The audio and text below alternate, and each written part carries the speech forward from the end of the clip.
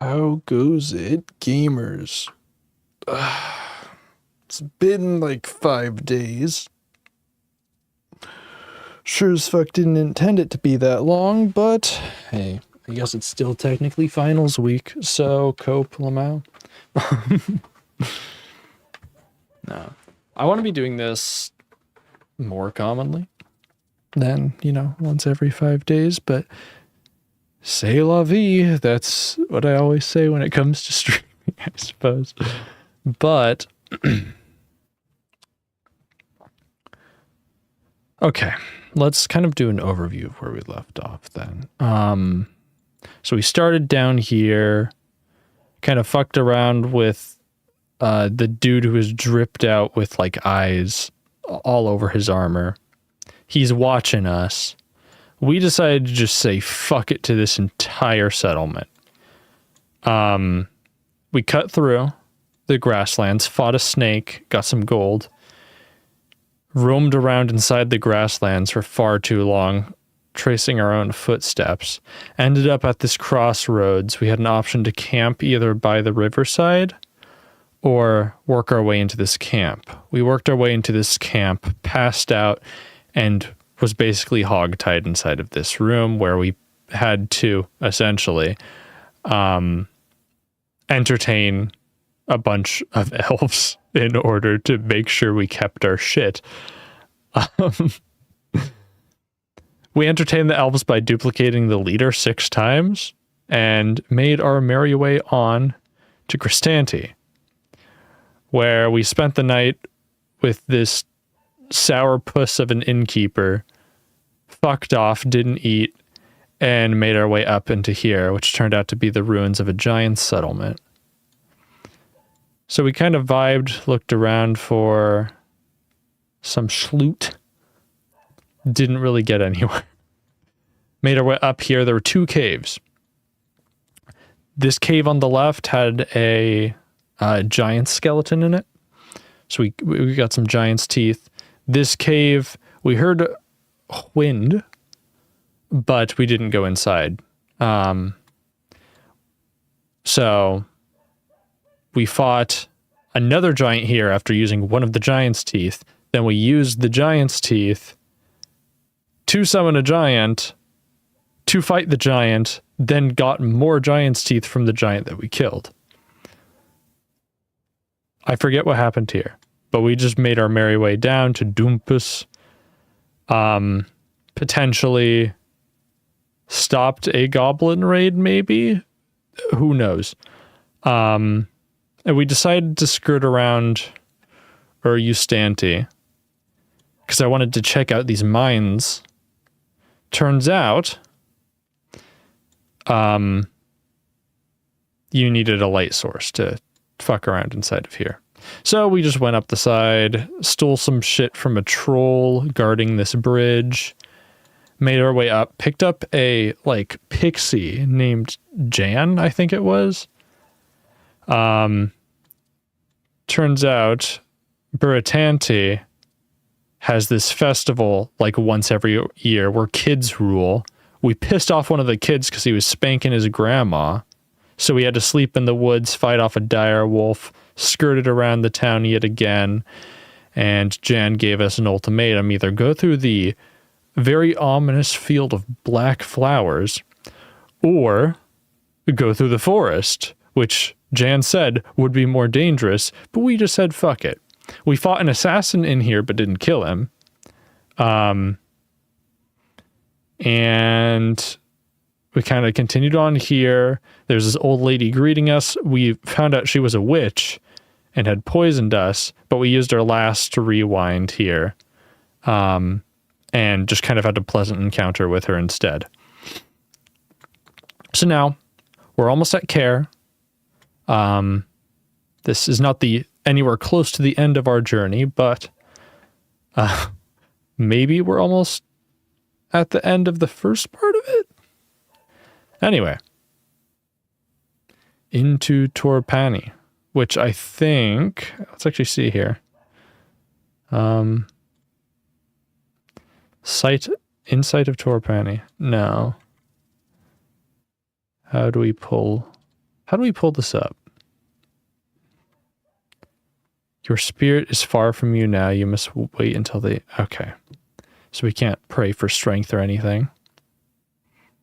Okay. So this is the only option. Let's go. Okay. Oh. You enter the village. There is a definite air of depression hanging over the place.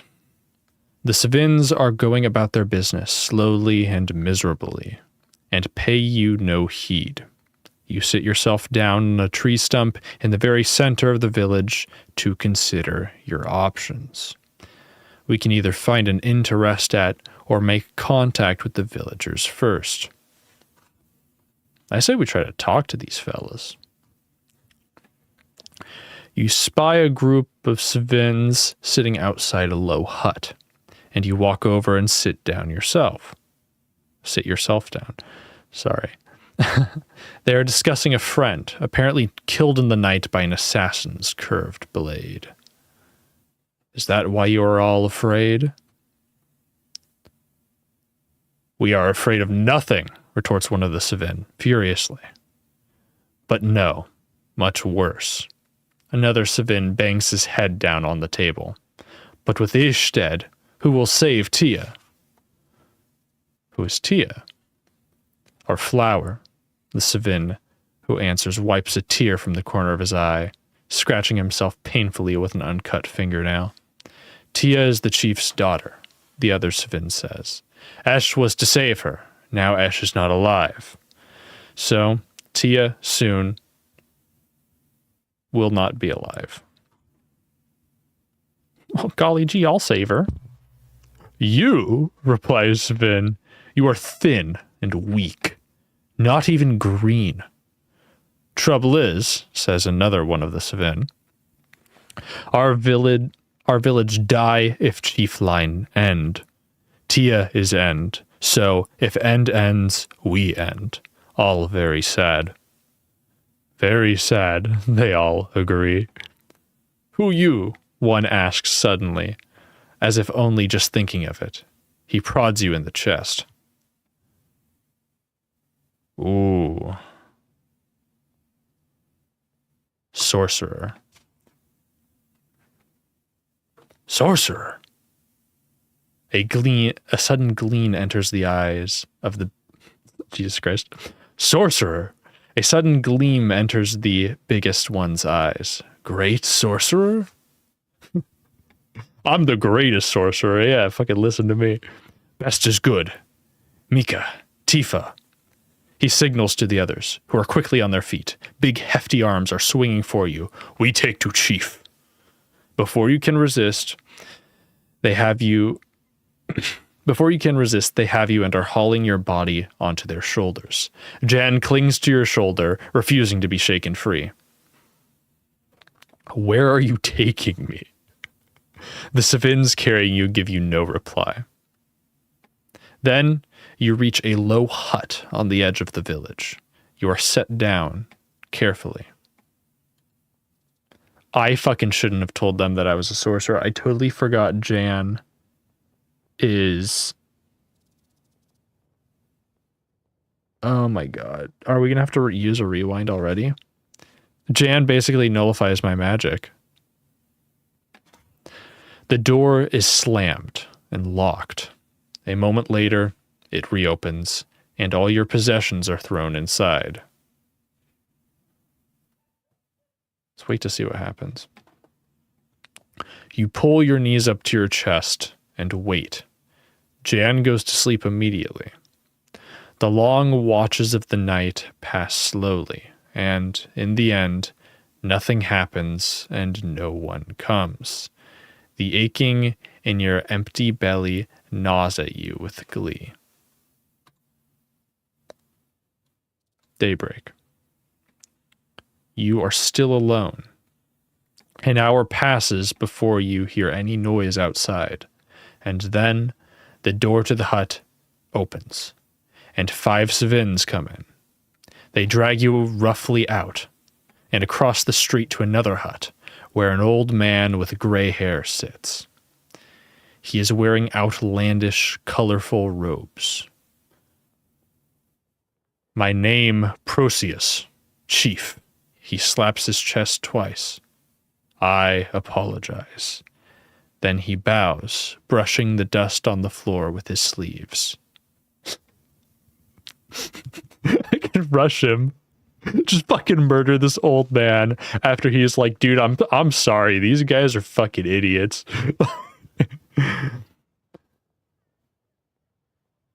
Apology accepted. The chief nods. He waves to a menial who brings in bread and milk. Eat it. Gratefully, you bolt down the meal. It does not seem to be poisoned, and it nourishes you. The bowl is removed, and the chief squats down in a pool of cloth. Jan cowers under your own cloak, hoping to go unnoticed. I have need of you and your strength. I will help if I can. The chief bows. I am grateful. My daughter, my child, she is taken, offered to a terrible demon below. She deserves it. Fucking Christ.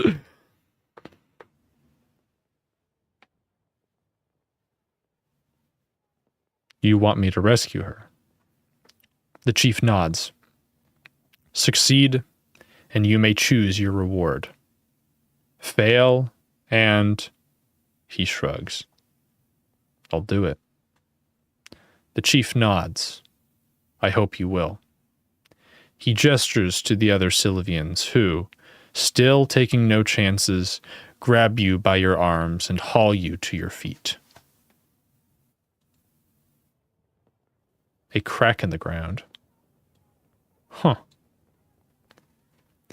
You are led along a short pathway through the forest to a crack in the ground. One Savin has brought a rope, another a basket. They are preparing to lower you down into the pit of the earth itself.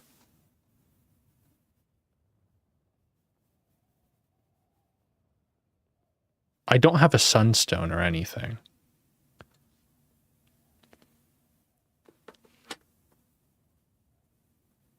Okay.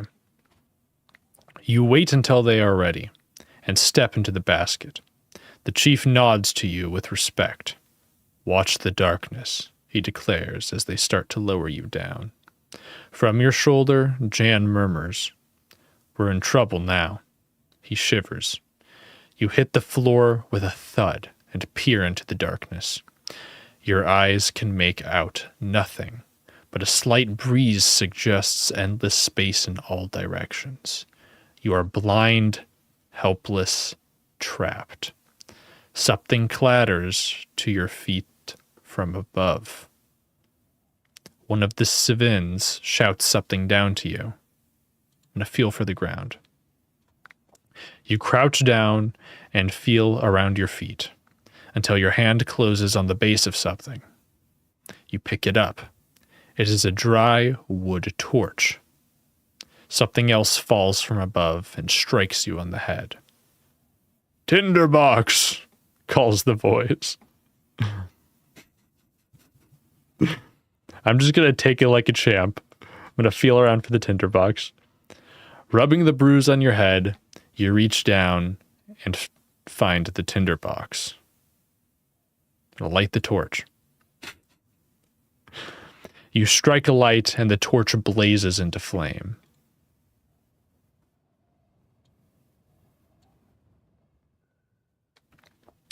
You can see now you are in a large cavern, wide and deep. At the far end, passageways disappear into the left and right. Through an uneven rockfall at the far end of the cavern, you hear a murmur.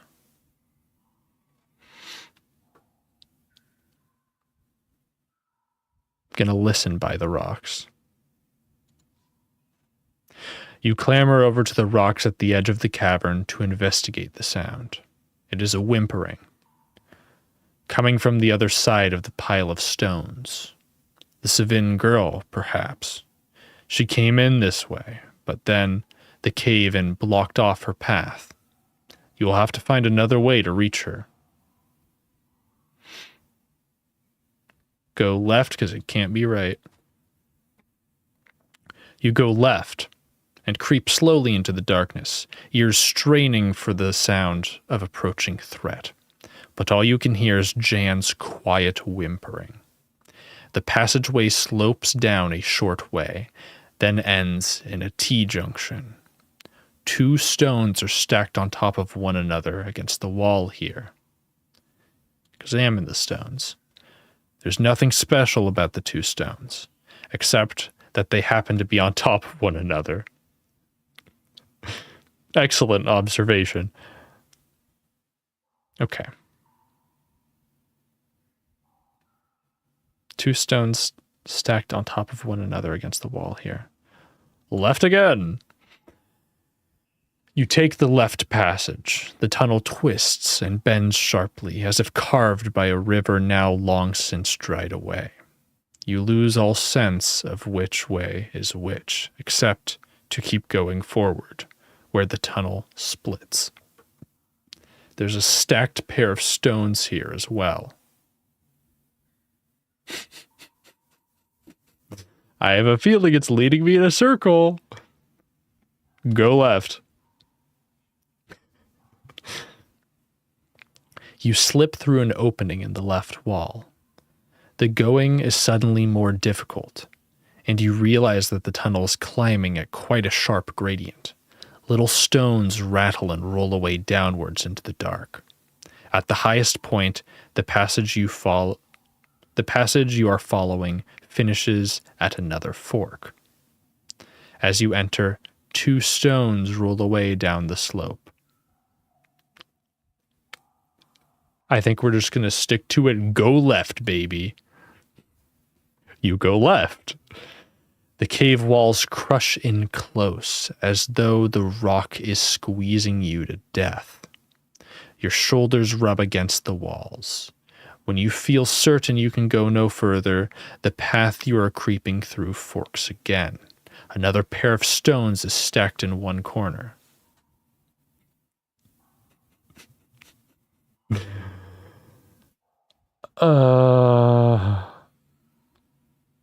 Well, I think the direction we're going to go is quite obvious.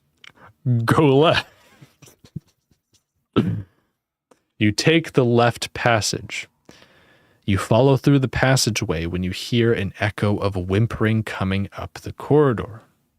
Your torchlight falls across a frail shape. Hiding in the shadows is the young Sylvian girl, stacking stones into hundreds of little towers. Look for traps.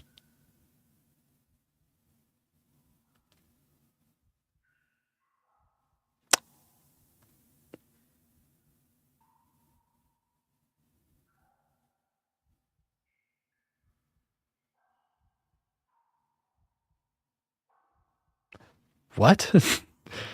That's like such a bizarre thing to just have there. I'm worried. Let's look for traps. You run the torchlight around the walls of the caverns. No switches or triggers that you can see. The girl watches you with silent fear, and then the torchlight falls on a deep scratch in the rock, a claw mark. Suddenly, there's a loud roaring from the mouth of this short cavern. The walls begin to shake and crumble. The Savin stone towers topple and scatter. To one side, a gap in the rubble begins to open, letting through... Jesus fucking Christ, why is the text so scuffed? To one side, a gap in the rubble begins to open, letting through a mean shaft of light. But before you can head for it, the roaring sound is joined by a scream from the Sylvian girl. You turn slowly and peer into the gloom back along the tunnel. Is there something moving? Something coming closer? Perhaps the roaring is the wind rushing through the tunnels.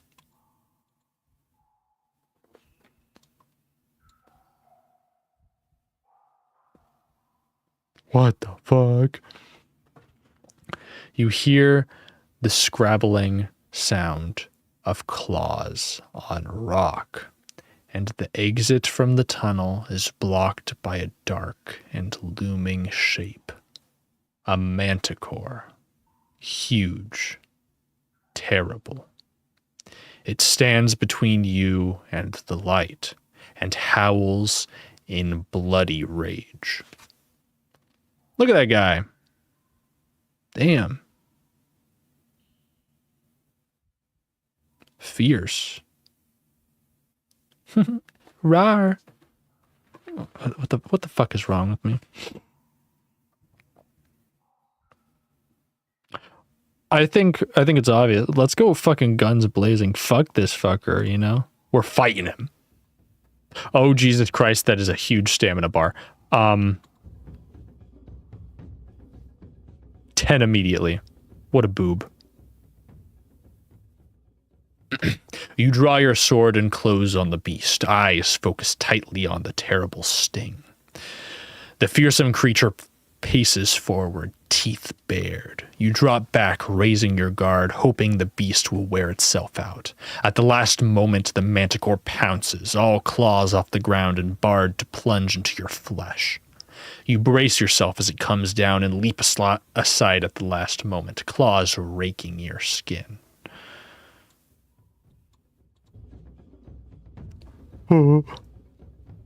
The manticore moves quickly and strikes so fast with its scorpion sting that you barely see it move, and you have only a single breath to react. Your own attack is forgotten as you try to regain your balance. The manticore shifts away and opens its wide jaws, which look so human but contain an impossible number of teeth, each one dripping with a mixture of saliva and blood. Warily, you move to a defensive crouch. The manticore stays low and tries to ram you. For a moment, it is close enough to smell its warm, fetid breath.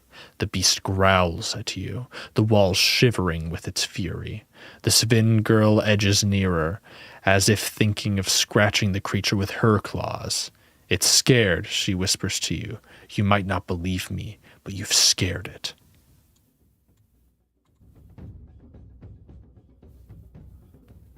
The creature snarls and snaps its jaws. You must finish this monster before it finishes you. With the rock wall at your back, you have no way to hide, but a perfect platform to spring forward. You race at the manticore, catching it a light blow. It curses you in an almost human tongue.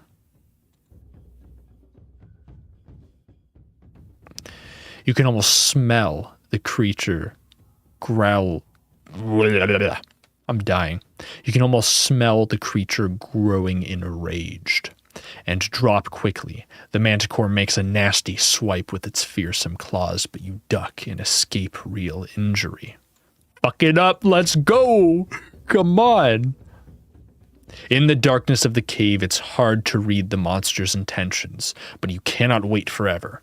Charging forward, you rush the manticore, just as it pounds its tail like a hammer stroke. As it rears, you push your sword up to its exposed belly. You have opened a deep wound in its side. The Svin girl cheers. The manticore chomps and grinds its teeth, its expression an ugly frown. Warily, you move into a defensive crouch. The manticore rushes you. At the last moment, you jump aside. You give silent thanks for your concentration.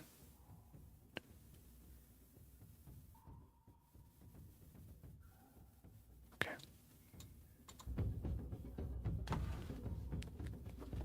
The manticore laughs at you with a human expression of twisted joy. You risk an attack, racing across the stone.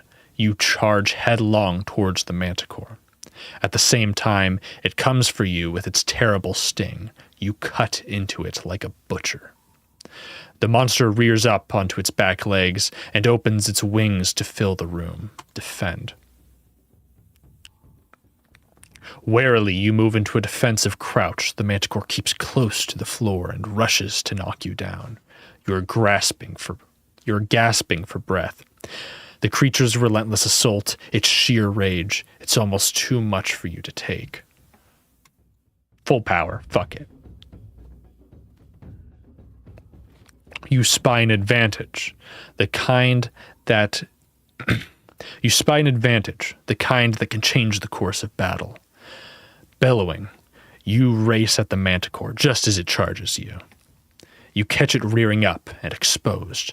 The creature crashes against one wall. Rock dust pours onto its back. But as it tries to shake itself, it stumbles. You can hardly dare to hope. The foul beast is weakening. The creature stretches its wide jaws and roars. Boop. Warily, you move into a defensive crouch. The manticore charges you. You leap to one side. Uh-oh. Then your confidence does you ill. You leave yourself open. The creature whips out with its vicious tail. For a moment, you think the creature will bite off your head. You stagger back, the back of the gigantic sting knocking you flat. The back of the Jesus fucking Christ. I don't know why I'm having trouble with this line. You stagger back, the back of the gigantic sting knocking you flying across the cave room. The Savin girl is shaking with fear. You know she has seen heroes defeated before. The manticore roars. The ground itself seems to shake with its anger.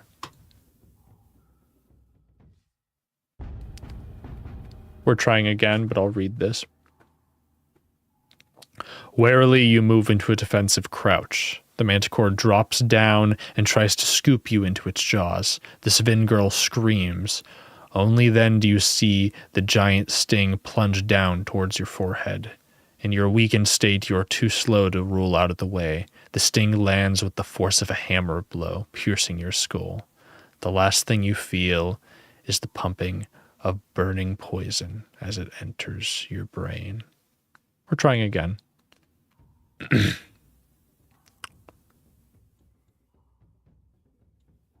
We're defending here.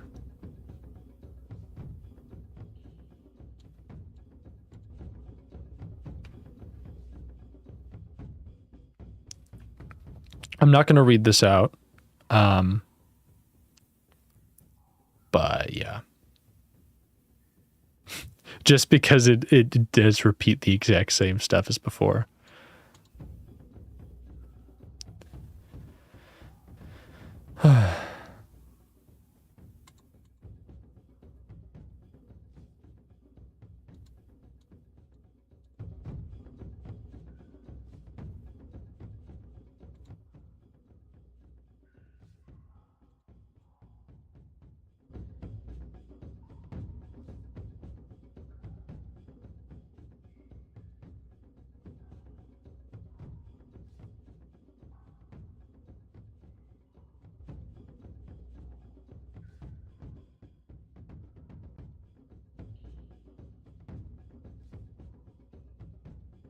Okay.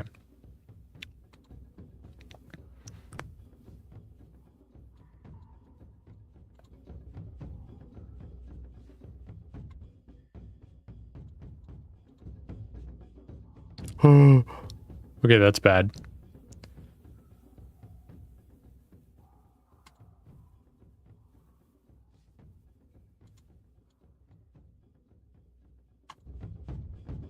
Jesus fucking Christ.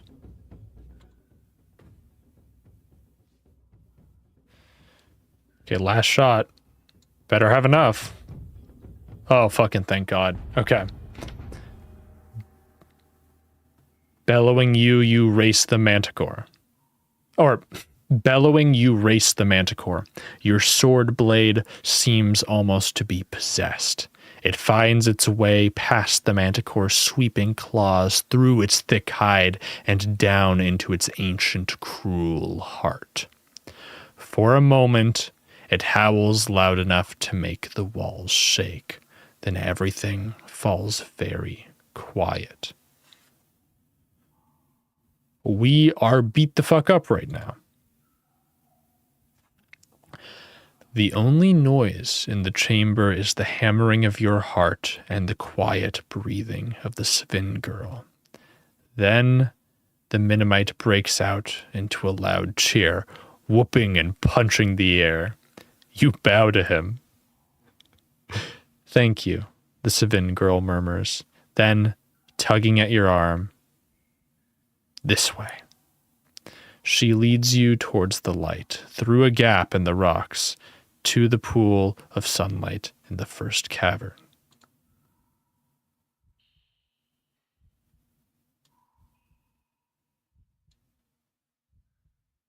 You wave the torch, hoping to attract attention. Tell the girl to call up. Girl, call your father. The Svin girl the Svin child nods mutely. Then bawls at the top of her lungs. Proceus, I'm here. Then something drops down, a rope with a basket on the end. Get in together, the chief calls from above. We'll pull you both up.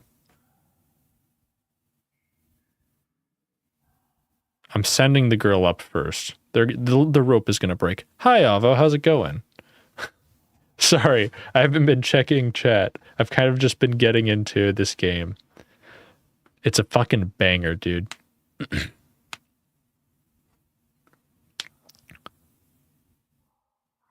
You lift the girl into the basket and call up. Haul away. The Svins give a great cry and begin to pull, and the basket starts to slowly rise, spinning as it goes. The girl waves to you as she disappears up in the sunlight. Then she is gone. Wait. A minute passes. Nothing. Call up. Throw down the rope. Nothing. The tunnel echoes, very slightly. A noise from the depths. Perhaps the manticore was not alone.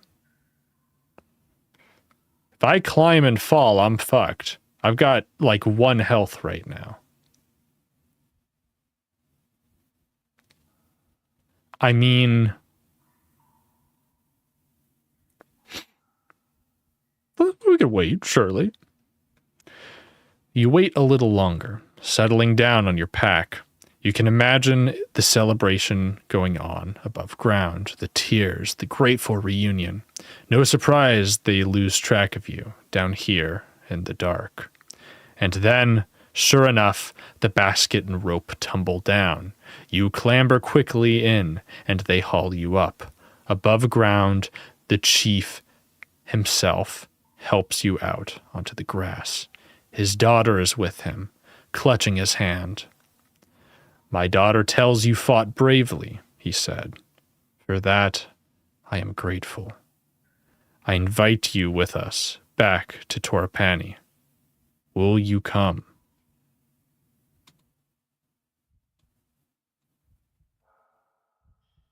We're going back to... I need to get paid, bro. I need to get paid. I got beat the fuck up there. Give me money.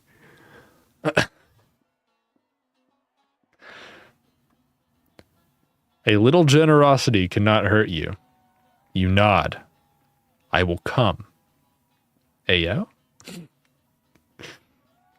As you enter the village, it erupts into celebration. Look at these guys. Look at how happy they are. Hey, yo. Dude, that is a fire belt. Oh my god. You are given a place to stay and recuperate from your long journey. A visit to the healing priest treats your wounds, and when you emerge, it is to find the village before so somber and silent, now in full life, Flowers are tied to every rooftop, and bands of Svins are playing music on long, strangely shaped lyres. You are whisked away into the dance by Proceus's daughter, before the chief can welcome you to the feast. The night is glorious. That night you sleep heavily, and rise the next morning to continue your journey. The chief meets you before you go. "My good friend," he declares, "you have saved us." He presses 2 gifts into your hands, a pouch of 10 gold pieces, a fortune for a place like this, and a key. "This opened the south city gate of care," he tells you. "I hope it is use." Time to go. You take your leave. The path winds away from Torpani, and soon you are on a downward slope, away from the Shamutanti hills, through stepped rice fields. As you walk, you feel for the first time the loneliness of the path ahead. Though Care is a busy city, it is cruel, and beyond Care there is nothing but a vicious wasteland. You will have no one to trust in the days ahead. Walk on.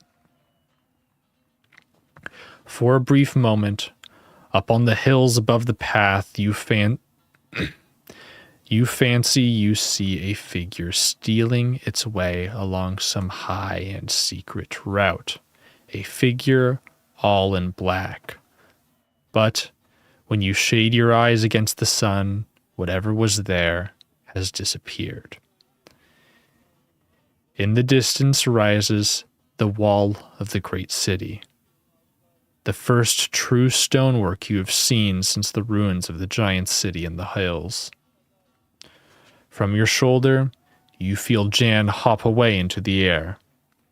"I didn't mind the manticore," he hisses, "but this place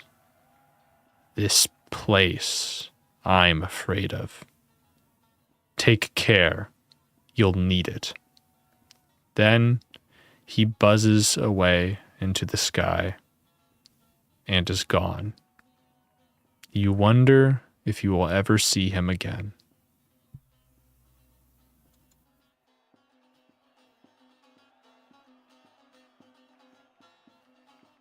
To Care.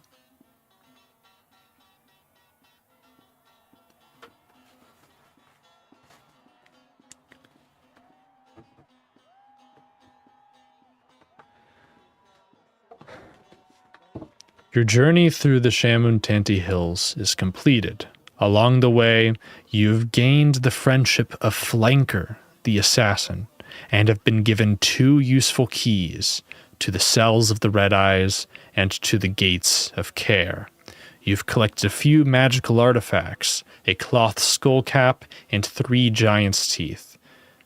You are still armed only with your original sword, have 3 rations, and 29 gold pieces, and a spell book.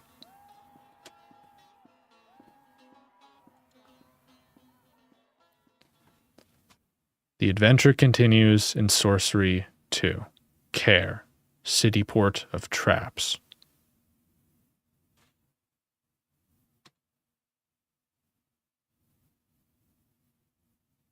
Cloud save spell name. Tegoopy. Okay.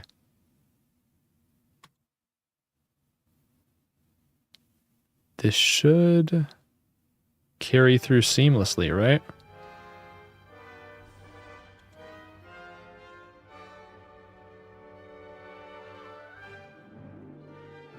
From the outpost settlement in Analand, you crossed the Shamutanti Hills. Along the way, you spared the life of a defeated assassin, traveled with a Minimite who almost cost you your life, and fought and killed the dreaded Manticore. You faced cruel twists of fate and deadly traps, a test of character. To survive, you used your blade often. You deceived, charmed, and tricked your way through. Your spirit guide has changed as you changed, becoming the dolphin.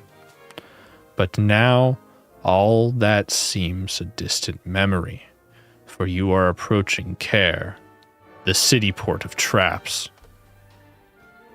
Founded on a ford of the Jabbaji. Founded on a ford of the Jabbaji River, Care was once a camp for the pirates who ambushed merchants sailing from Lake Lumley to the sea. But the camp grew. It became a village. The village became a town. And now Care is a magnet for ne'er-do-wells and thieves, ruled over by a council of villains. It cannot be avoided.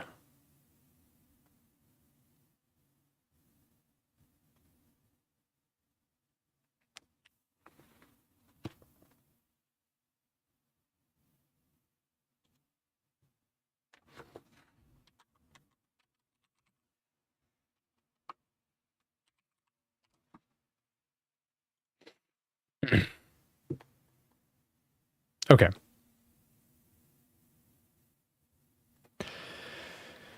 You would go around it if you could, but on the far side is the North Gate, the only entrance to the Backlands, and the next stage of your journey. If your quest is to succeed, you must enter the city port of traps and make it out alive. Inkle presents Steve Jackson's Sorcery.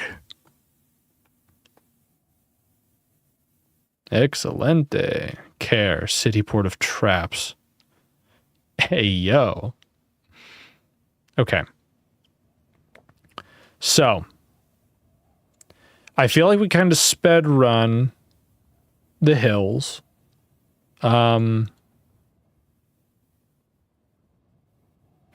We're not going to do the same here. Looks like the only way across the river is this drawbridge. We're probably going to have to do some finagling.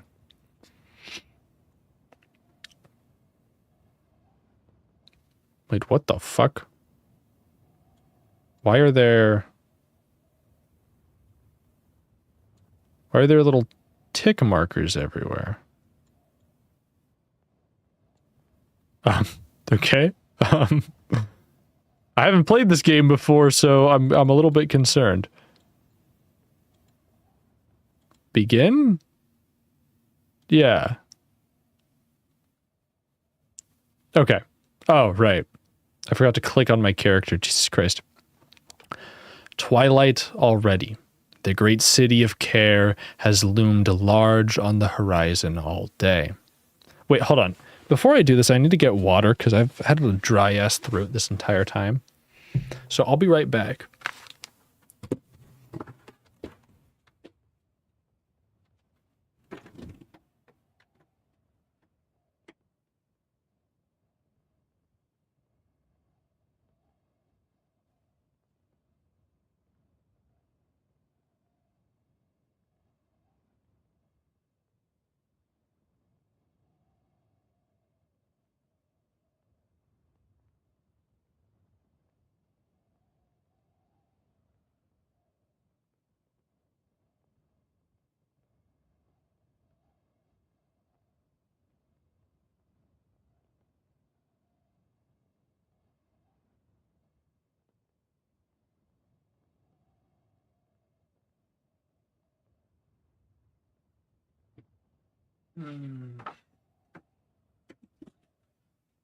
I love drinking polluted 3M tainted freaking cancerous water.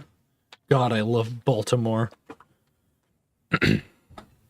Anyway, that has nothing to do with Steve Jackson's Sorcery.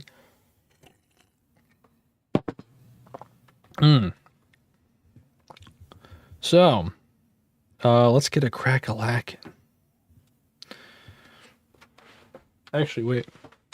Plug in my phone. That would be kind of insane-o to do.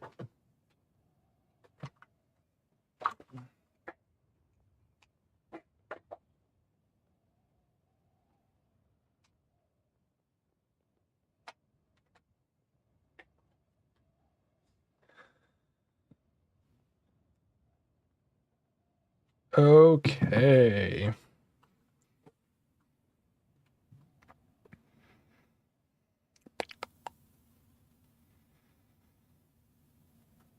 Ugh.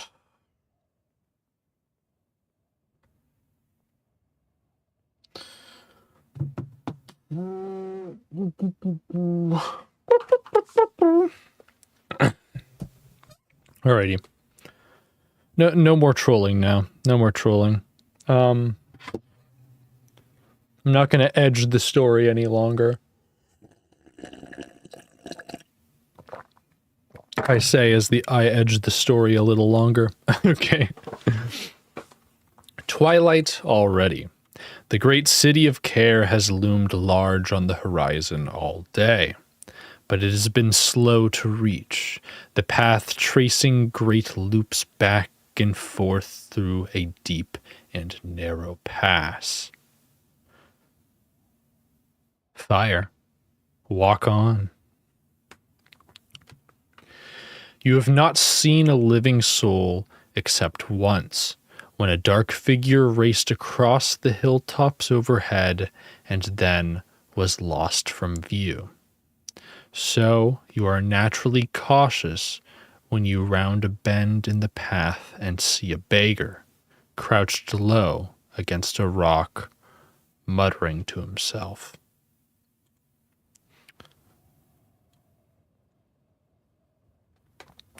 You stop out of sight behind an outcrop, but the beggar does not look like much of a threat.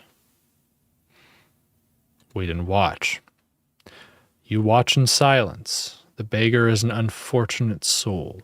His head twitches from one side to the other. Every few minutes, he mutters and murmurs to himself, "They're hiding in the rocks, sir. Hiding in the rocks." Huh.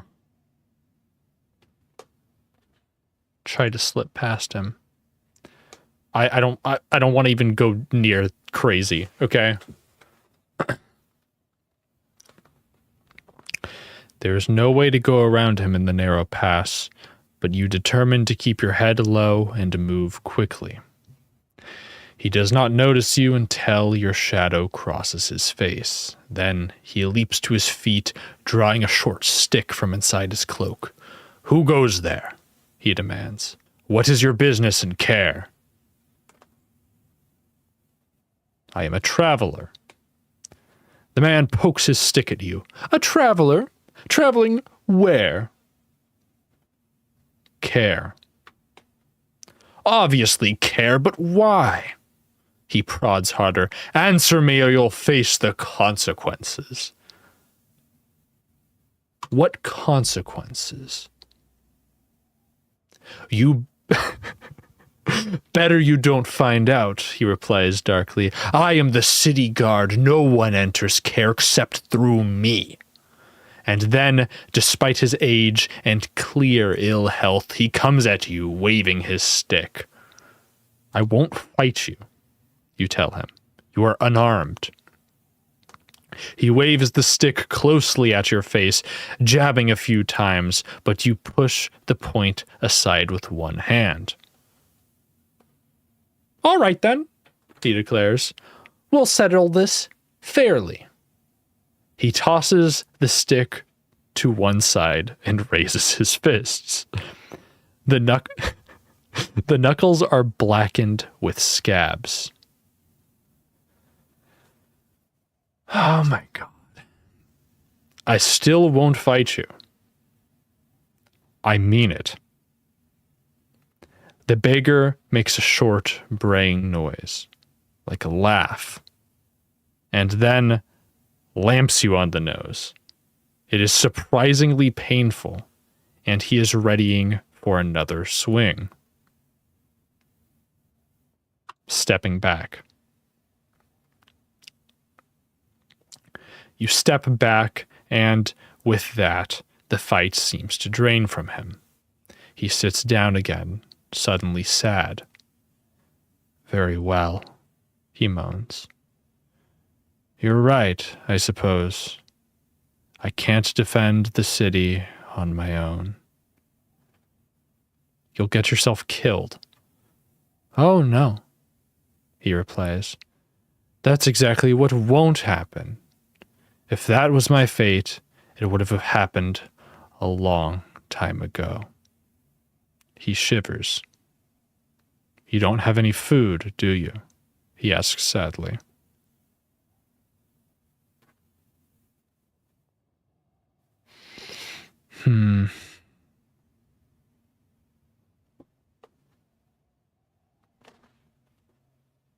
Give him something to eat.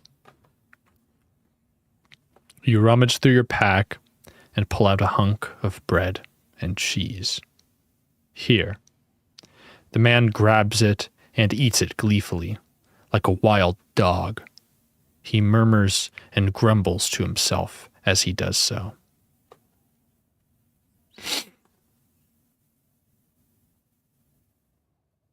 Come with me.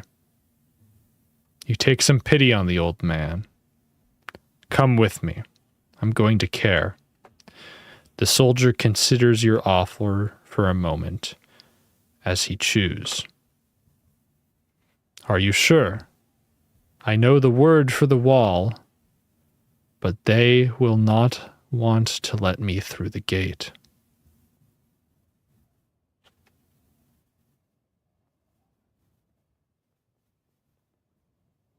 Sounds like we can help each other out. He clambers slowly to his feet. A gleam of hope has entered the poor man's eyes. Very well, then, stranger. A trade.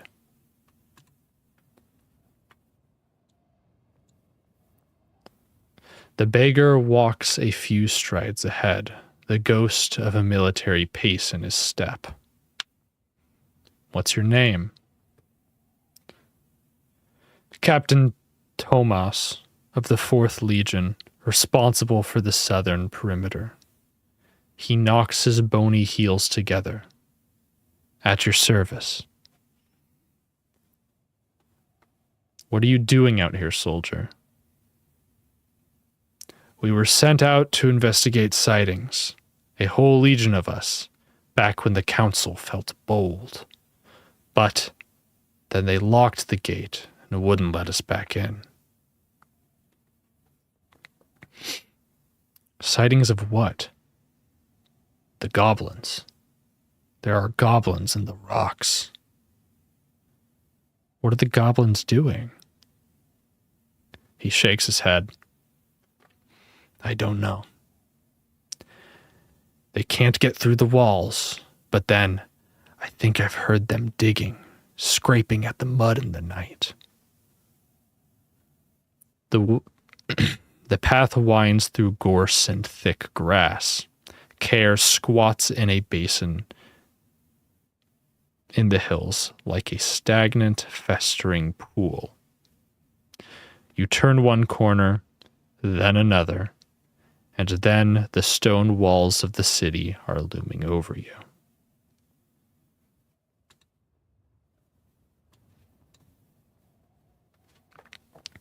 The walls weren't built to keep anything out.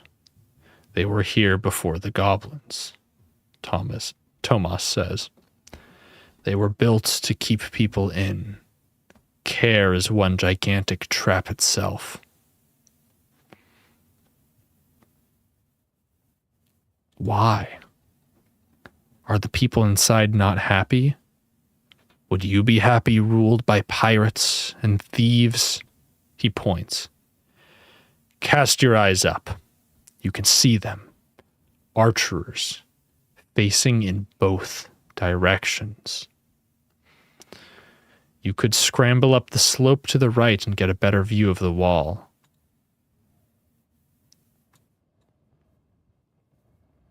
Huh. I feel like the man's just gonna forget I exist if I do that. Let's continue into the clearing. You step out of the pass into the clearing. An arrow whizzes past your shoulder. You look up to see a guard on top of the wall, who cocks a second arrow into his bowstring. "Who goes there?" he bellows. "Friend or foe?" I'm going to let Tomas answer.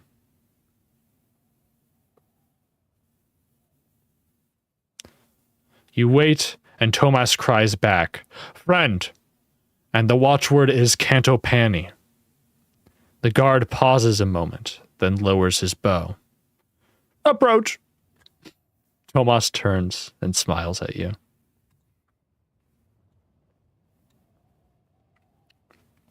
The south gate stands before you. It is as tall as 2 men, and would be broad enough to ride 3 horses through, if only it were open. But instead, it is locked, and there is no other way into the city. Luckily, of course, you have a key. Over to you. Sorry. Over to you, says Tomas, stepping back. Unlock the gate with Sven's chief key. You quickly remove the Sven's chief key from your pack and slip it into the lock. The tumblers click as the key turns. Tomas hangs back. Good work, but do you think it's safe to go through? Let's wait.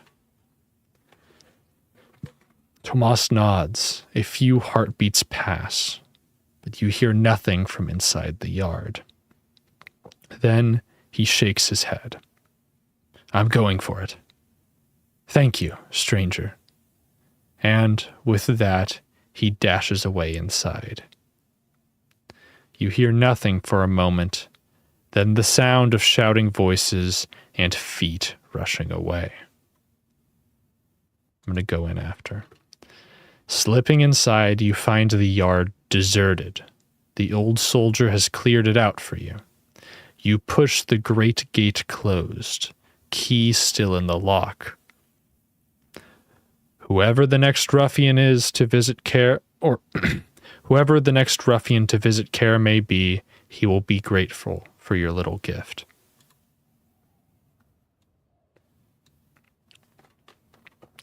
You pause just inside the shadow of the gate. To your left is a low stone building with metal bars for windows.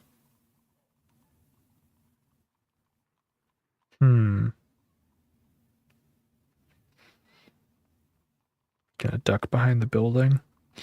You hurry over to the wall of the building and crouch down. A heartbeat before 2 soldiers come around the corner. The building means you're covered, but if they spot you, you'll have nowhere to run. Perhaps using a little bit of magic might give you an advantage. Let's see here.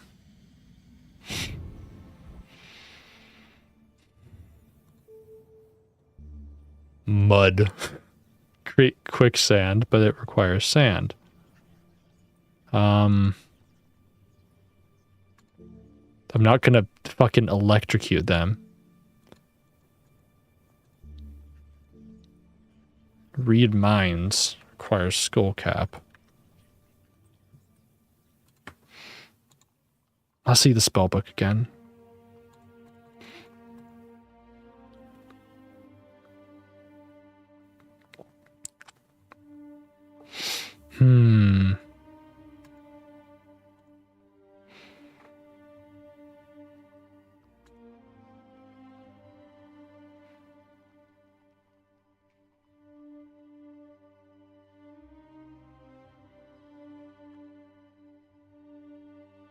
Could just make ourselves massive. That'd be kind of a flex.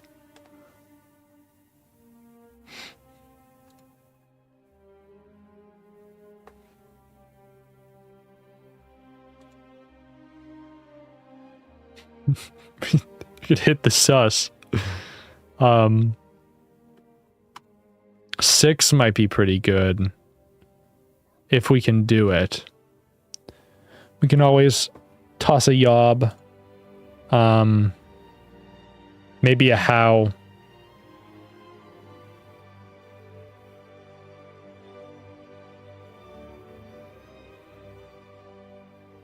There's 2 guards, so we can't do Dawes.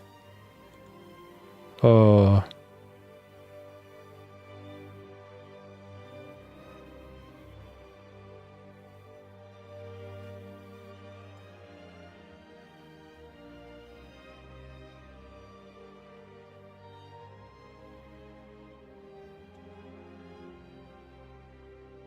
Okay.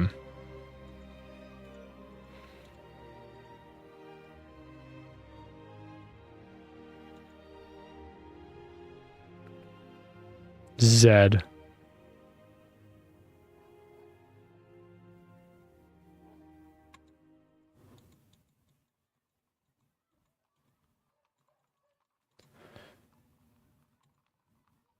Let's see if we can do how. We'll fall back on Yob if necessary.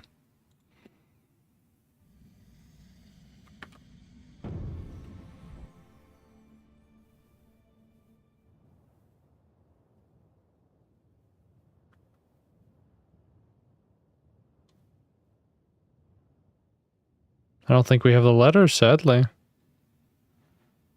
No letters for how. This one's only mud. Can we do Zed? I'm just curious if we can.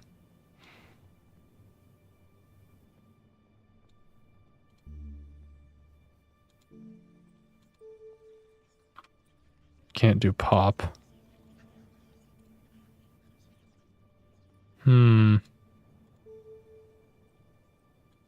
Sus. Sense danger. Why not?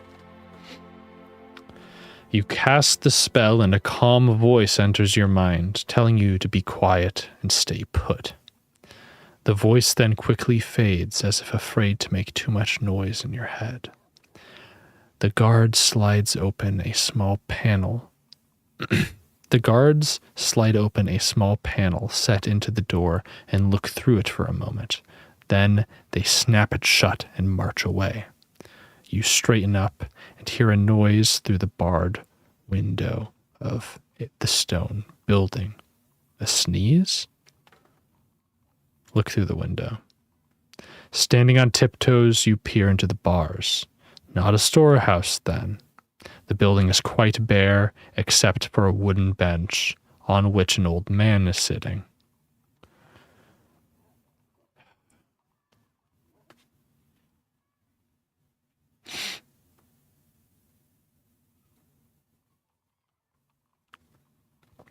Let's continue into care. You leave the building and its occupant and hurry away across the yard. Actually, wait, hold on. This doesn't count. All right, this gives me no gain. I'm just curious to see.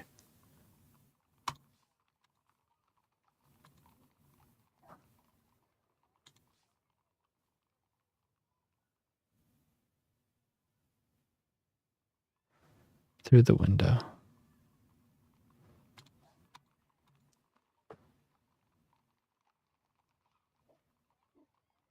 I'm going to attract his attention. You wave at the window, but the old man doesn't look up. He seems to be staring very determinedly at the bench, or perhaps he is asleep where he sits. I'm going to try the door. You go over to the door of the building. The key is still in the lock. Let's do a little bit of exploration. You turn the key and unlock the door. The small room is dark, lit only by the narrow barred window. It takes you a moment for your eyes to adjust to the gloom, so you don't notice the door has swung shut until you hear it lock behind you. The old man, who is watching, snickers with contemptuous glee. I feel like I dodged a bullet there.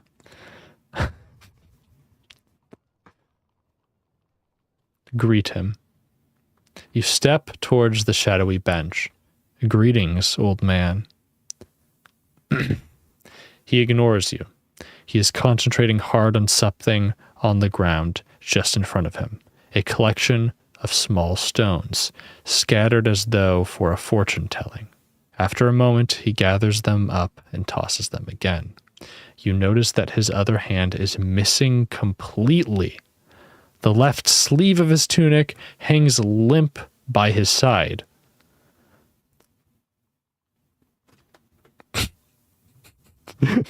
Like a child just, yeah, hey, you notice one of your arms is missing? Well, look at his stones. You step over to peer at his stones, but he snatches them up quickly into his palm. If you want to play, he says defensively, then you'll have to bet. Play what? Why? The man replies with a shark-like grin. Swindle stones, of course. Swindle stones? You ask, alarmed by the name. Stranger in town. Don't know how to play? Better and better. He shows you one of his stones. It is a strange four-sided die. Sit. He pats the bench beside him with one hand. Play. We can talk while I beat you. You'll have to teach me the rules. My lucky day.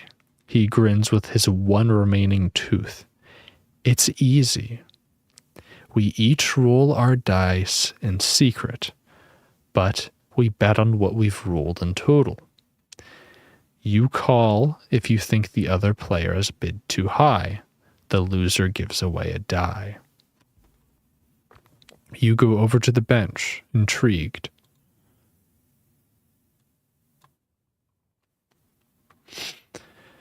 The old man drops 4 dice into your palm and sweeps away a patch of dust on the bench for you to play. I'll go first, he says, waving his hand. Show you how it's done.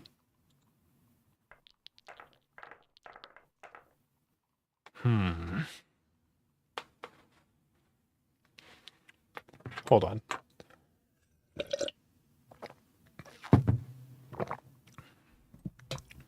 The game is simple. We roll. I bet on what's come up. So, for instance, I might start and bet that between us we've rolled at least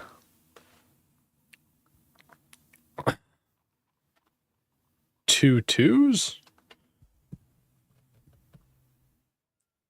but we don't know what's on the table, so I'm guessing. Make a bet on the combined dice held by you and the man. So I'll bid 2 3s.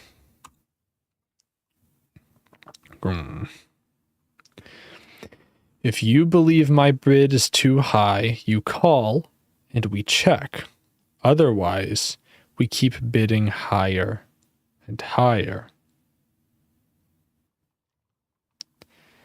Feel like it is likely that we're going to have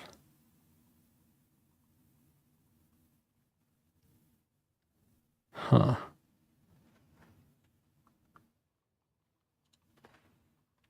do I navigate here?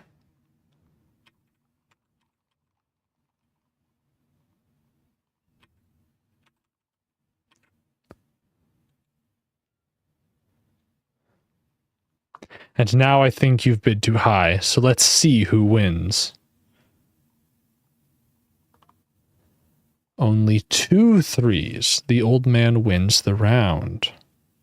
I see. Okay.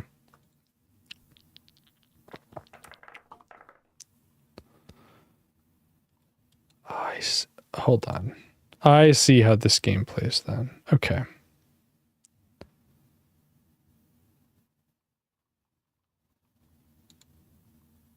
I'm going to go 2 3s. Huh.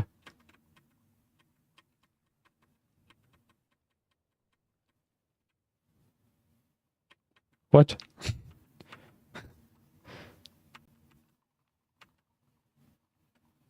Okay, 2 3s. Doomed. 3 2s. I don't have a 2. Huh. Burp. Okay.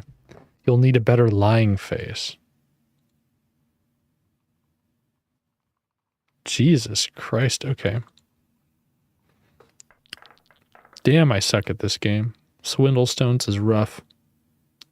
I'll start with 2 1s. Oh yeah? I'm gonna say 3 1s.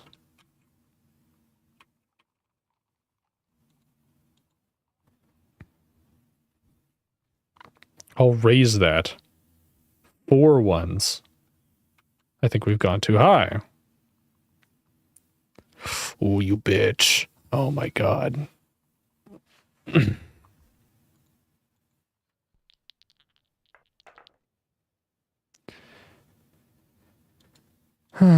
Okay. 1 3. Doomed. 2 4s. Yeah. 3 3s. How about that? Okay. Reveal dice. Only 1 3. The old man wins the game. Okay. The old man pockets his dice once more and stretches back, cheerful at his victory. I thought you were a bit slow. I want a rematch. Okay. I guess we're just playing dice with this old man with only 1 arm. So what did they get you for?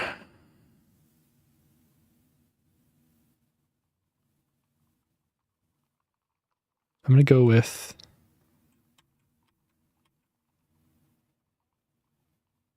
3 4s.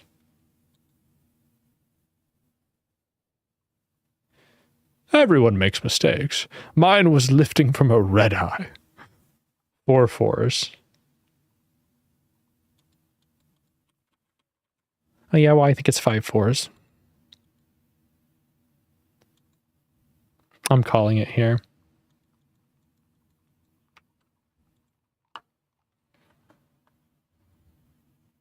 Only 4 4s. The round is yours.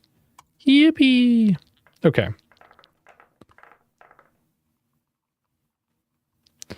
Let me see.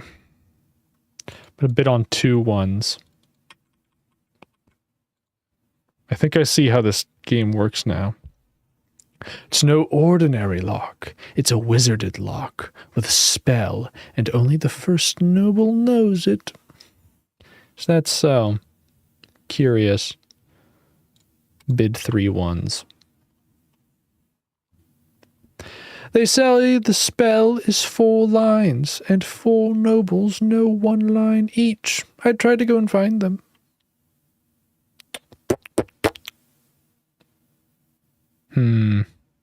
Because what, he's got 3 die. I know I have 1. He probably has at least 2. But he likely has 3. I'm going to take the gamble here on 4. Call. Reveal the dice. Yippee!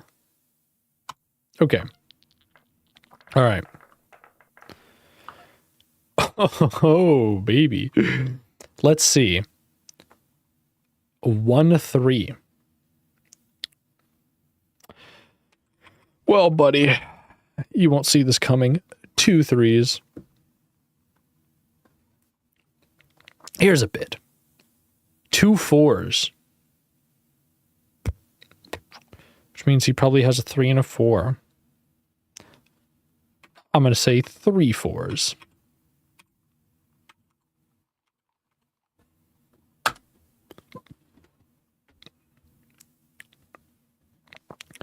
I bid 4 fours. Unless he's doing a little bit of trolling, which is unlikely, I'm going to call it. See, yes, yes, yes. Last time. Okay. Oh, baby. Let's begin at 1-1. Doomed. Well then, 2 1s. Yeah, well, how about 2 2s? I'll raise that. 3 1s. There's still a chance. It's a 25% chance. I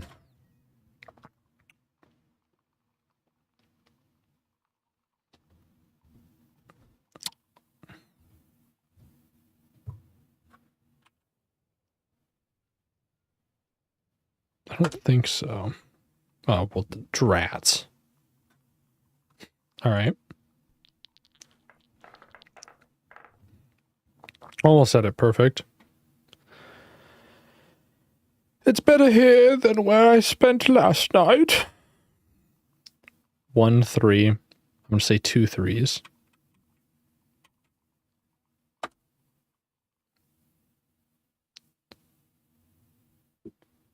We've gone too high. I'm calling it. The game is yours. The old man nods, gathering up his dice. I went easy on you, of course. Rematch? Okay. Thanks for the game. You say, standing once more, I see I have a little still to learn. The pleasure was mine, the old man says, putting his dice back into his pocket. He leans back against the stonework and hums quietly to himself. Talking to people can provide clues to help you on your quest. You can review these clues in the inventory screen. You have found 2 new clues. Okay. So, let's try to escape. You go over to the door, locked, of course, from the outside. Try the copper key. All of a sudden, then you have a sudden rush of relief. Of course. Didn't the blind man outside Christanti give you a key to escape the cells of care? You pull it out of your pocket, grateful to have not dropped it in your travels. You put it into the lock, and it fits. Open the door. You turn the key, but it sticks. If you push much harder, you risk snapping the key. Give up. You give up, afraid the key will snap. But then you remember, the blind man told you that this was a key to the cells of the Red Eyes, not the cells of the city guard. The key may still be useful, but not here. The old man, watching from where he sits, snickers slightly, but hides his mirth as soon as you turn around. Try casting a spell. What is...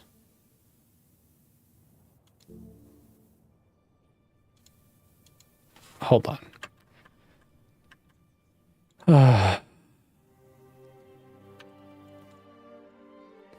Dop. Dop is what I want. Try picking the lock with a what? Okay.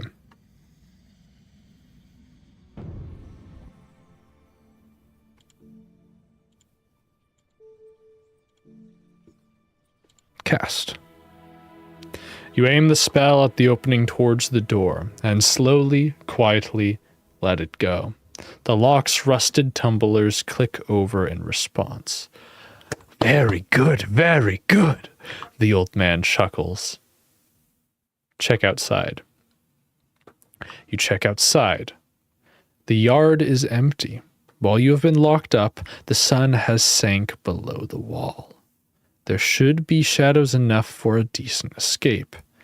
The old man is less cautious. He is up and out of the door like lightning. leave the prison. The old man is spry despite his age and is quickly far ahead of you. Okay. A junction. At the end of the yard, the road splits. Looking left, you see the guard lined up in rows, running drills. Best not head that way. To the right, the road leads towards the first buildings of care. You can just see the old man disappearing off in this direction. Well, why not? Night is falling. Luckily, by the roadside is a small inn, which would make a perfect place to stay before you lose yourself in the winding streets of care.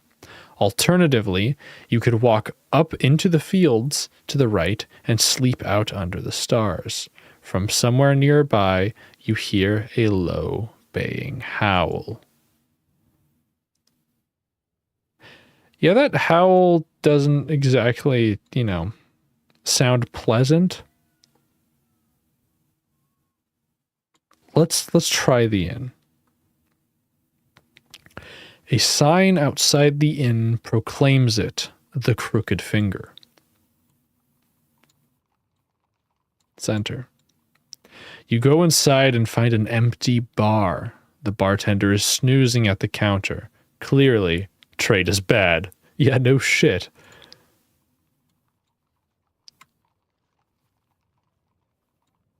Let's approach the bar.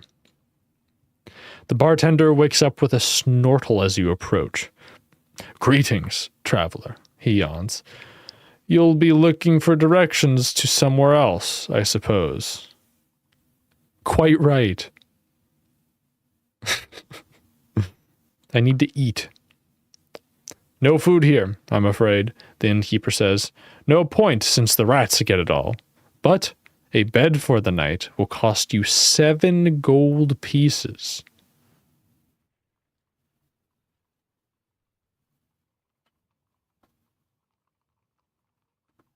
Seven is way too high. 7 gold pieces is a robbery, you tell him. The innkeeper shrugs.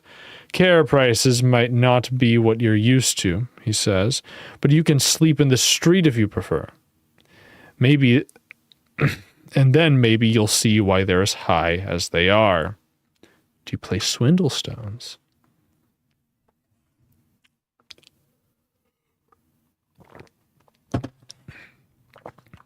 The innkeeper narrows his eye. If you think you can cheat me out of gold, you've got the wrong idea.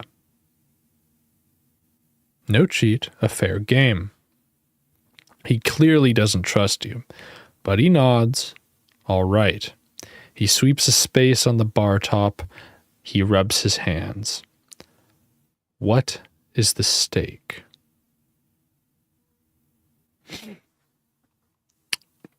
Oh, man. No stake, just for fun. Can't play without a bet, the innkeeper replies, rubbing his hands together. Let's rewind a bit. I want to bet for the price of a room.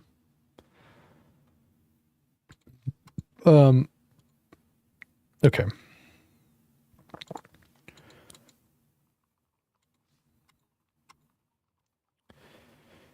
Bet the cost of a room. The innkeeper hands you your dice and waves at you to bid.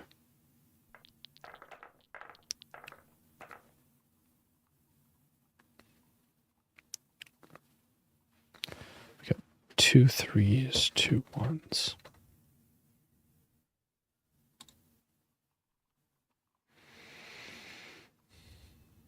3 4s.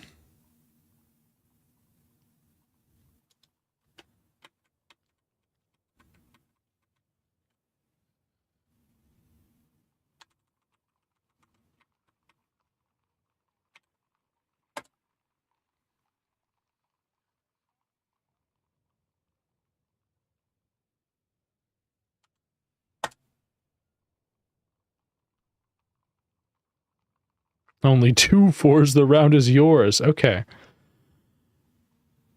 Let's roll the dice again.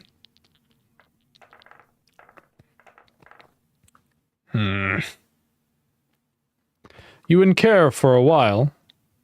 Or, you in care for a while, are you? 1-1. I'm gonna go with...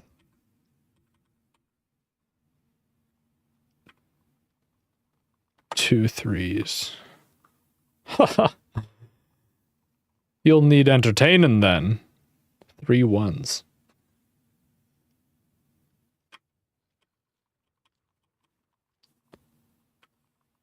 Four threes. Well, if you change your mind, be sure to visit the festival. The Festival of Thieves. There are 4 threes, the round is yours. Oh, I fucking love gambling, baby. Oh, baby. I love gambling. Oh my god. I'm gonna go with two 4s. I want to see what he'll bet. Well, a bang sound could be anything. 3 4s. Bet 4 4s. I've heard of wolves in Care. Didn't used to hear of them, but recently there have been reports in some circles. I'm calling it. It's horse water. Alrighty. Only 4 4s, the round is yours.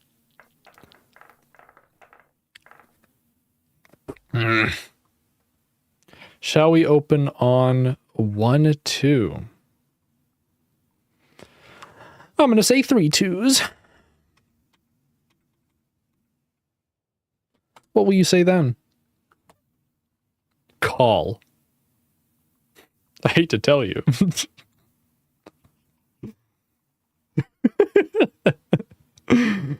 Oh, I'm sleeping for free tonight, baby. Let's go. Oh, thank God. Okay. I get to open. Let's do 1 2. I want to see what he says. Here's my bid. 2 2s. Okay. I'm bidding 3 2s. How about that? I bid on 4 2s. My brother in Christ. No.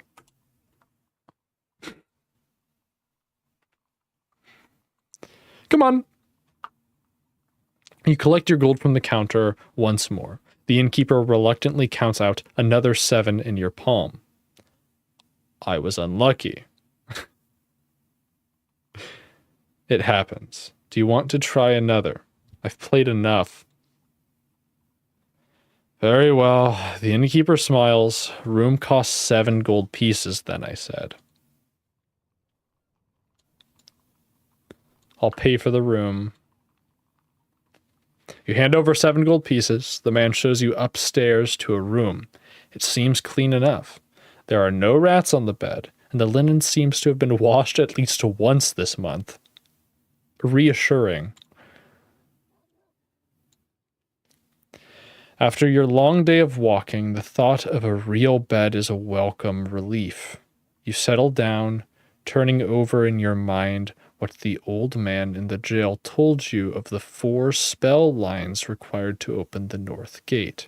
It could be a problem, or perhaps your own magic will be enough. Let's eat something before sleeping. You eat a quantity of your bread and cheese, then settle down for sleep.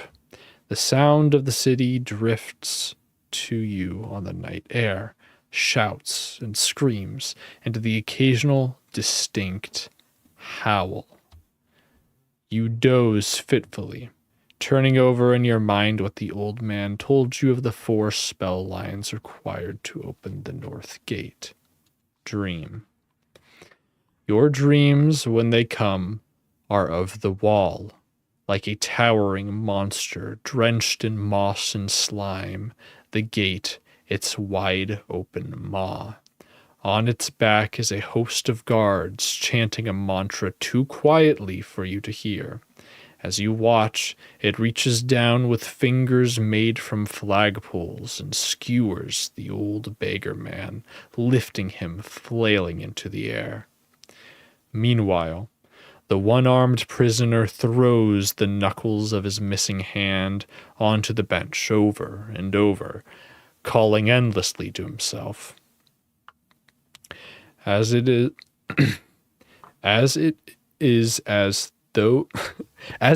though you see the crown sitting in the dust on the far side of the north gate, so close yet so out of reach.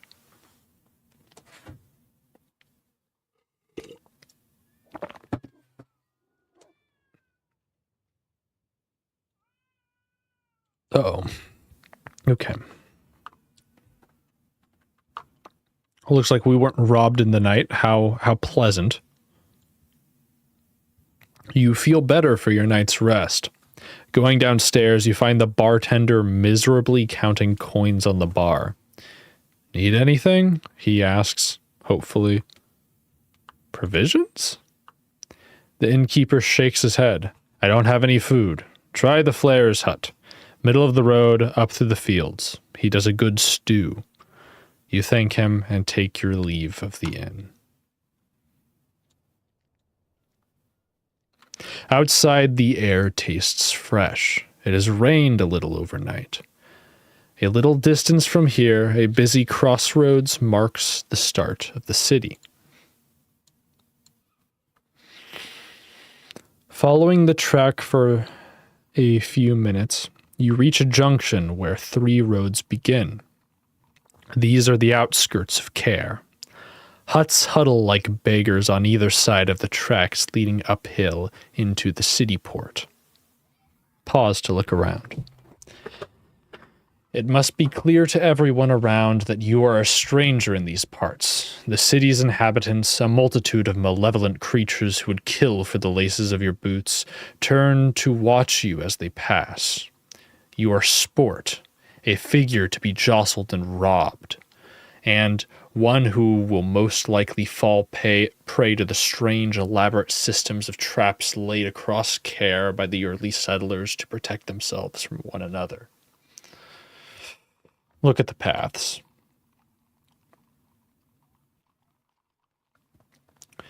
There are more people here than you've seen in a long time. You cast an eye across the faces to see if any are Flanker, the assassin you met outside of Torpanti, your only friend in this city. Look left.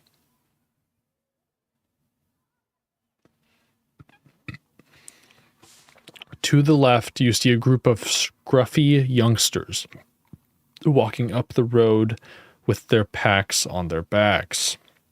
Look to the right. To the right, the track heads towards the field. A hut stands proud a little further on. Look ahead. Ahead is the main road to the center of Care, its surface rutted from cartwheels. Further in the distance, you see fields. This is the route taken by the supply wagons to the docks. The business of this place is confusing, but you will have to simply strike it out. You need to track down the city nobles and get spell lines from the gate the old man told you of. Just at that moment, a cart rolls down the road from the right and careens around the corner to take the main track ahead. On its back are several stacked crates. One teeters for a moment, then falls near your feet, its lid cracking open. Let's look in the crate. Kneeling down in the mud, you pry open the crate with your fingers. Inside is a pile of smashed bottles. Thick purple liquid swills out, littered with shards of glass. There are perhaps 4 bottles still intact, but you recognize the smell. This is Blimberry, a potion with many healing properties. I'm taking 4 bottles. You take all of the bottles, wipe them down as best you can on the grass nearby, and put them into your pack. A lucky find indeed. Blimberry juice will heal you and will also do for a meal. Hell yeah.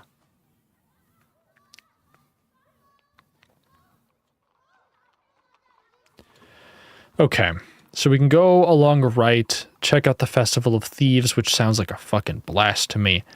But there's left. Slums. As it would seem. We can also go up kind of near Mansion Row. Dwarf Town. Aw, hell nah, bruh. Is there segregation going on? There might be. That's rough, man.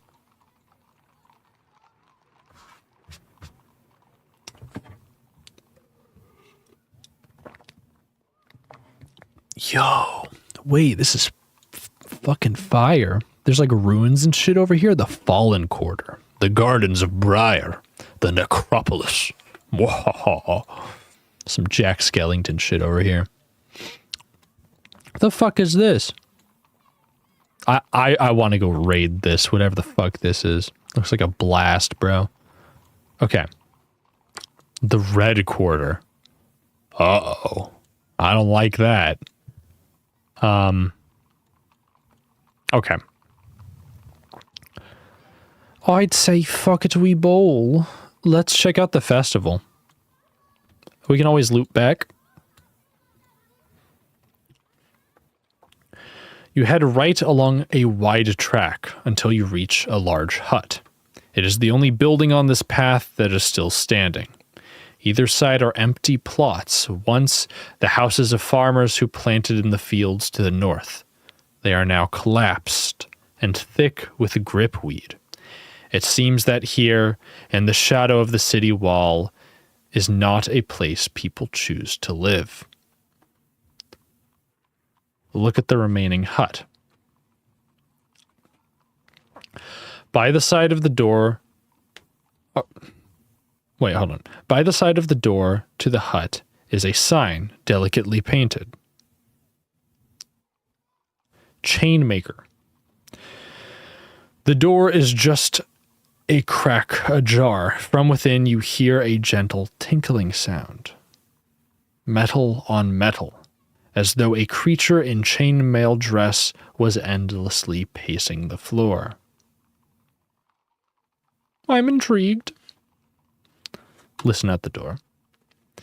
You pause a moment longer and listen closely to the door, but there are no more voices or footsteps from within, just the sound of chains. Move ahead. Look ahead. From somewhere further on comes the falling and rising sound of a crowd. Some kind of event is taking place. There are several places you could go next.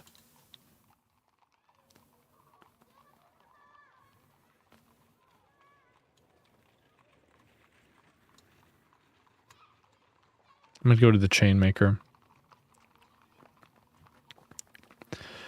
You push open the hut door and enter. It is dark inside. The floor is sawdust. The air smells of oil, polish, and burnt metal. From the ceiling, hanging like ivy, are metal chains of all lengths and thickness, some suitable for machinery, some for oxen, and others for arms and feet. Ayo?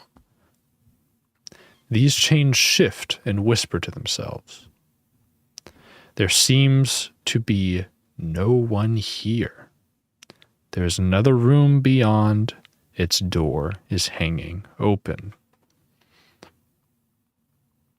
I'm going to call out a greeting. Hello? Is anyone there? You call. There is a shuffling beyond the far door, and then a figure emerges. It is the Chainmaker. He is a Savin, one of the race of man-orcs you met from the village of Torpani. You what? He replies gruffly. You want chains?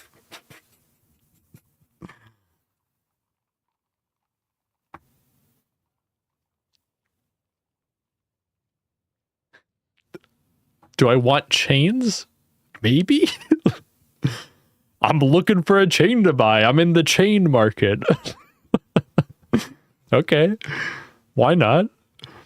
You look around the shop at a chain At chain after unremarkable chain, the chainmaker watches you and points a claw. That one. He indicates a short length of silver. Magic chain. What does it do? Magic, the creature stubbornly replies. How much does it cost? He sizes you up, thinking you must be wealthy. It's 5 gold pieces.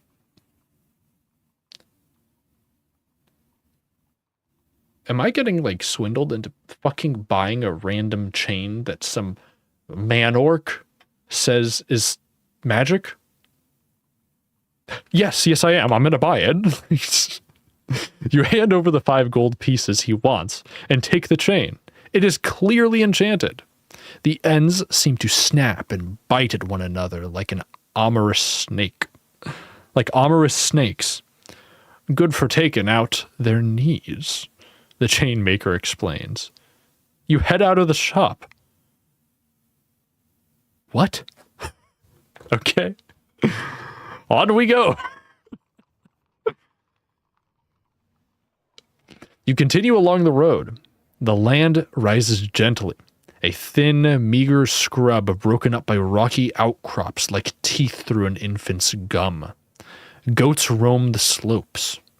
Suddenly, you could be back in the fields outside Cristanti. This part of the city port is barely inhabited, and is certainly not somewhere the nobles would be found. But you may be able to learn some useful information from its inhabitants all the same. Your stomach rumbles with hunger. We might as well stop to eat. You find a lowly stone to perch on and rest to eat the last of your provisions. You feel much better for it. Cities are deceptively tiring. Distances are always greater than you expect, and it is impossible to fall into an easy swing of a walk in the open country. Keep walking.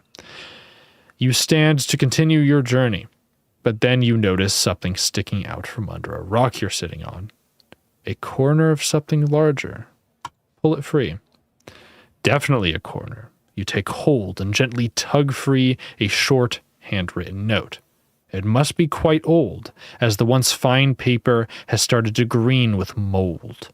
But, shielded from the rain, the ink remains quite legible. The first line is intriguing. If you should find this, then Sansaz has killed me after all. Read the rest. I should have known my promotion to the position of second noble was a trap. I believe Sansaz simply wanted me to enter the council chamber so he could kill me more easily.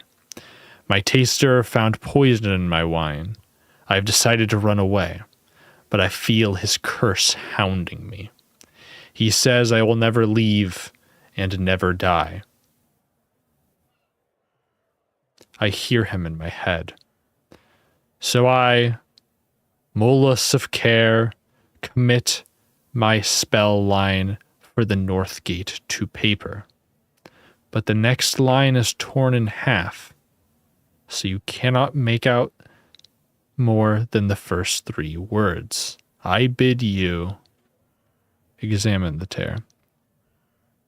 Looking more closely at the tear, it looks as though it might have been bitten off. Walk on. You put the note fragment into your pack and continue walking along the track and begin to hear the sound of a large crowd up ahead. There's some kind of market or fair happening further on, near the river. You pass a dirt track on your left that leads away from the fields. Continue. Very interesting.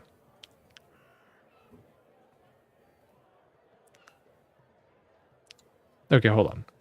Let's look at our items right now. Got a cloth skull cap, 4 doses of blimberry juice, and 3 giant's teeth. I have a giant's net and a torn note. Weapons. Silver chain. Okay. That's the enchanted one. What about treasure? 24 gold pieces. Keys, just the copper key now. Clues. 4 nobles know the spell. The first noble knows all. So the Northgate spell is only known in full to the first noble of the city. Okay. Second, Lord Molus is the second noble of care. Okay. 4 nobles of care were each given 1 line of the spell to the North Gate of Care. You will need to find these nobles, if you can, and learn their secrets. Okay.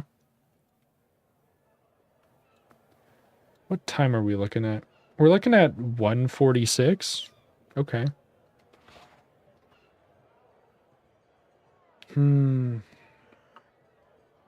We might pause here. Just because this is going to be a very long playthrough. I don't want to like rush through it too quick. So we'll stop right here before we reach the Festival of Thieves, because I feel like I'm going to want to spend quite a bit of time here. Because it looks like a blast. Or at least it should be. There's not many markers, but, you know, whatever. Maybe I'll stream tomorrow, maybe I won't. We'll see. I don't know yet. But I'm probably gonna be heading off, like, either way. I have to get off soon anyway, so we're J-vibing. We're J-vibing.